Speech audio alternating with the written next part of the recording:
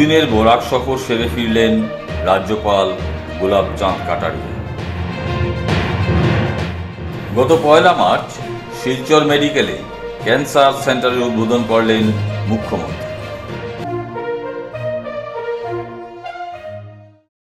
গত 25শে ফেব্রুয়ারি দুদিনের বরাক সফরের শেষ দিনে রবিবার কাছাড়ের এস.এম. দেব সিভিল হাসপাতাল পরিদর্শন করতে আসেন রাজ্যপাল গোলাপ চাঁদ কাটারিয়া।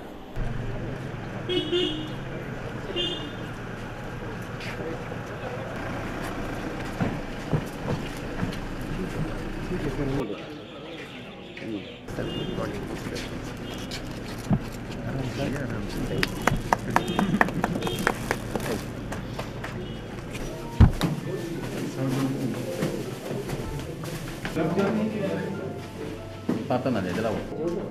ये तो आपका कलेक्शन हुआ है। साइड में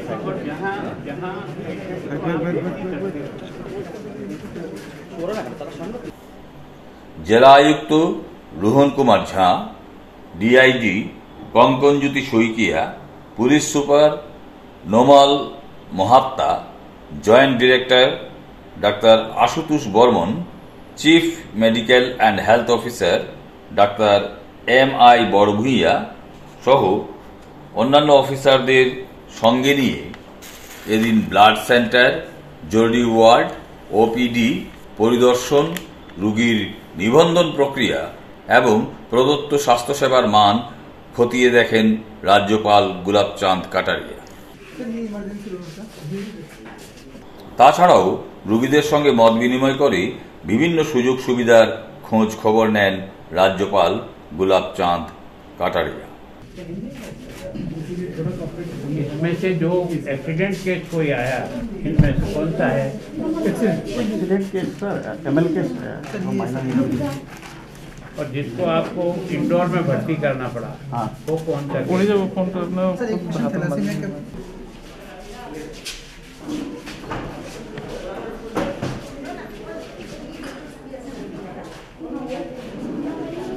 ওই দিন গুয়াহাটি ফিরে যাওয়ার আগে রাজ্যপালের এই পরিদর্শনের ব্যাপারে জানতে চাইলে তিনি বলেন, देखो मैं तो सामान्यतः क्या है कि मैंने जो देखा है, क्योंकि ओपीडी आज वर्क नहीं कर रही है, तो मैंने इनको सुझाव दिया कि ओपीडी में जिस डॉक्टर को भी ओपीडी दिखाने के लिए आता है उसका आप टोकन दे दो उसी समय। ये डेंटल दिखाना है, मेरा 5वां नंबर है तो मैं 5वें नंबर का वेट करूँगा। और दूसरा क्या है कि जो ब्लड डोनेशन बैंक मैंने देखा है, तो उसमें जो ब्लड डोनेशन करने वाले जो वॉलंटरी संस्थाएं हैं जो हर साल करती है, उनको बुला करके साल में एक बार उनको सम्मानित करना चाहिए ताकि हमारा डोनेशन अधिक से अधिक बढ़ता रहे। সিভিল হাসপাতালের বিভিন্ন অভাব অভিযোগের কথা কর্তৃপক্ষের কাছে তুলে ধরবেন বলে রাজ্যপাল আশ্বস্ত করেন।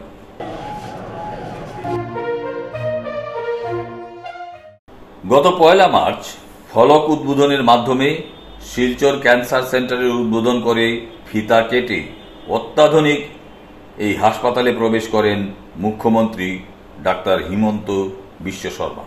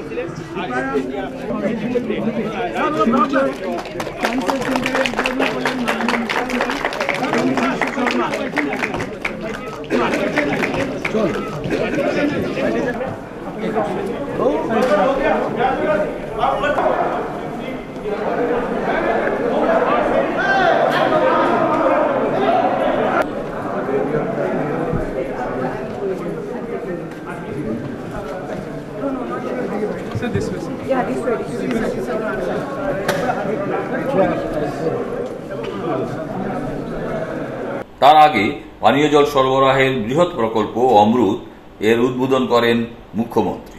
রাজ্য সরকার ও টাটা ট্রাস্টের উদ্যোগে শিলচর মেডিকেল ক্যাম্পাসে গড়ে ওঠা এই হাসপাতালের অন্যতম চমক হচ্ছে প্রোটিন থেরাপির সুবিধা। হাসপাতালের বিভিন্ন সুযোগ সুবিধা সম্পর্কে শিলচর ক্যান্সার হাসপাতালের কর্তৃপক্ষ আমাদের জানান, এই শিলচর ক্যান্সার সেন্টার এটা শিলচর মেডিকেল কলেজের প্রেমিসেসের ভিতরেই তৈরি করা হয়েছে। এটাতে 265 ক্রোর্স স্পেন্ড করা হয়েছে, যেখানে 135 ক্রোর্স সিভিল ওয়ার্কসের জন্য এবং 130 ক্রোর্স এটা ব্যয় করা হয়েছে ইকুইপমেন্টস অ্যান্ড মেশিনারিজের জন্য। এটার কাজ 2019 সালে শুরু হয়েছিল এবং করোনার জন্য মাঝখানে কিছুটা পিছিয়ে গেছিল, কিন্তু এখন সব স্বয়ংসম্পূর্ণ হসপিটাল। এটা সব ধরনের আধুনিক সুযোগ সুবিধার রয়েছে ক্যান্সার আক্রান্ত রোগীদের চিকিৎসার জন্য। সো এটা একটা আশীর্বাদ বরাক ভ্যালির প্রায় 50 lakh populations plus Barak valley plus আশেপাশের ত্রিপুরা, মণিপুর, মিজোরামের জন্য একটা আশীর্বাদ বয়ে নিয়ে এসছে। কারণ এখানে একদম লেটেস্ট আপনার যেটা ট্রিটমেন্ট আছে ক্যান্সারের সব ধরনের ফ্যাসিলিটিস পাওয়া যাবে। So, today we welcome our chief guest, Honorable Respected Chief Minister of Assam, Dr. Himanta Biswa Sharma sir. Now I would like to request Senior Medical Oncologist and dignitaries assembled on the dais and off the dais, members and then my colleagues in the Assam Cancer Care Foundation and Silchar Cancer Center. Well, we all, on behalf of the Assam Cancer Care Foundation, I volunteered in setting up the Silchar Cancer Center among others. The Silchar Cancer Center is 135. Sincere gratitude to our Honorable Chief Minister Sir, Honorable Health Minister Moria. এই সেন্টারের চিকিৎসার ক্ষেত্রে আধুনিক সব ধরনের সুবিধা থাকবে বলে উল্লেখ করেন ডাক্তার হিমন্ত বিশ্ব শর্মা। আজি আমার কারণে এটা অতি গৌৰৱৰ দিন। ৰাজ্য সৰকাৰ আৰ টাটা ট্ৰাস্ট এই দুইটা অনুষ্ঠান লগ লাগি আমি অসমত এটা ডিস্ট্ৰিবিউটিভ মডেলৰ ক্যান্সার কেয়ার স্ট্রাকচার এটা বা ইনফ্রাস্ট্রাকচার এটা নির্মাণ করার সিদ্ধান্ত লৈছিল। আমি এই ডিস্ট্রিবিউশন যেটো মডেল আছে ই তিনিটা লেয়ার, যে ক্যাটেগরি 3, ক্যাটেগরি 2 আৰু ক্যাটেগৰি 1। মেডিকেল কলেজত ক্যাটেগৰি 2 আৰু ফাইনালি গুৱাহাটীত আমি এপেক্স ক্যান্সাৰ কেয়াৰ হসপিটাল এখন নিৰ্মাণ কৰাৰ বাবে সিদ্ধান্ত লৈছিল। আৰু এই গোটেই ব্যৱস্থাটো আমি দেখা পাওঁ যে 17খন ক্যান্সাৰ হসপিটাল নিৰ্মাণ হব বা হওয়াৰ পৰ্যায়ত আছে। আৰু এই সমগ্ৰ ব্যৱস্থাটোত 3,700 crores 3,700 কোটি টকা বিনিয়োগ কৰাৰ প্ৰস্তাব লোৱা হৈছে। আজি আমি কাছাৰত যিখন লেভেল 2 আমি ক্যান্সাৰ হসপিটাল উদ্বোধন কৰিলো। এই ক্যান্সাৰ হসপিটালত 265 কোটি টকা ব্যয় কৰা হয়েছে। আৰু এই ক্যান্সাৰ কেয়াৰ হসপিটালত সকলো ধৰণৰ সুবিধা থাকিব। ৰেডিওলজিক্যাল ইন্টাৰভেনশন এজন ক্যান্সাৰ পেশেন্টৰ কাৰণে যিমান প্ৰয়োজনীয় এই গোটেই সুবিধাখিনি ইয়াত উপলব্ধ। এই গোটেই প্ৰচেষ্টাটো আমি গুৱাহাটী, ডিব্ৰুগড়, বৰপেটা, শিলচৰ, ডিফু, ধুবুৰী ইয়াত আমি কম্প্ৰিহেনসিভ কেয়াৰ ইউনিট বুলি কৈছো, য'ত সাৰ্জিক্যাল ইন্টাৰভেনশনৰ পৰা ৰেডিওলজিক্যাল ইন্টাৰভেনশন গোটেইখিনি থাকিব। লগতে লখিমপুৰ, তেজপুৰ, যোৰহাট, কোকৰাঝাৰ, দৰং, তিনিচুকীয়া, গোলাঘাট, নলবাৰী, নগাঁও, শিৱসাগৰ আৰু গোৱালপাৰা আমাৰ ডায়াগনস্টিকৰ ফেসিলিটি থাকিব, কেমোথেৰাপি দিয়াৰ ফেসিলিটি থাকিব।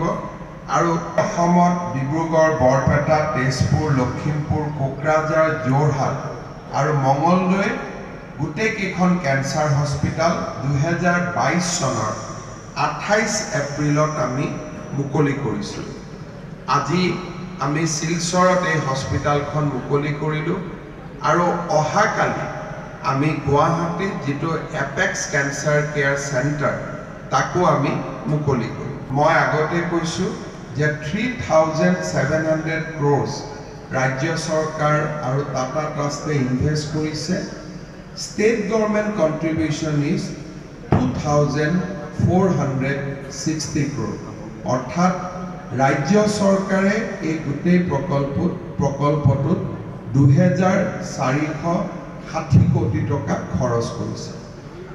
টাটা ট্ৰাষ্টে 1,180 কোটি টকা খৰচ কৰিব আৰু 108 কোটি টকা ভাৰত চৰকাৰ আৰু বিভিন্ন লোকে আগবঢ়োৱা দান বৰঙণি আমি 81 কোটি টকা লাভ কৰিছোঁ।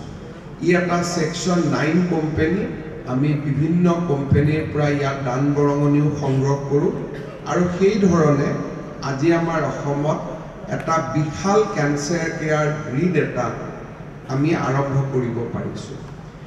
এই চিকিৎসালয়খনত আমি পৰিচালনা কৰাৰ বাবে টাটা ট্ৰাষ্ট আৰু অসম চৰকাৰে যুটীয়াভাৱে লগ লাগি আমি আসাম ক্যান্সাৰ কেয়াৰ ফাউণ্ডেশ্যন নিৰ্মাণ কৰিছোঁ আৰু বছৰৰ শেষত এই হস্পিটালখনৰ সেলফ সাফিচিয়েন্সি যদি নহয়, যেটো ৰেভিনিউ গ্যাপ থাকিব, সেই গ্যাপটো ৰাজ্য চৰকাৰে ফাণ্ড কৰিব। Now the idea is again on that card also whatever cost will be incurred, that will also be reimbursed by the state government only, but 100% we are trying to make it an insurance model so that whoever patients come, they have a PMJ card, they have a CMJ card, so that they can get facility rupees 5 lakhs annual cost which we reimburse. They utilize that facility and they can get treatment out of that card. Instead of hospital giving free treatment, we have started this new model. And apart from this, many other projects will be inaugurated today evening from Lakhipur.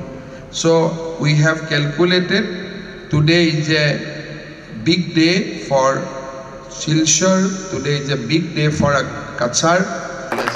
Once again, I'd like to thank our partner Tata Trust for this unique achievement. This is again a unique achievement. Now entire country is trying to follow Assam, and we are also thinking that how to upgrade this entire project, and we have also even vision of someday bringing proton treatment also to this grid.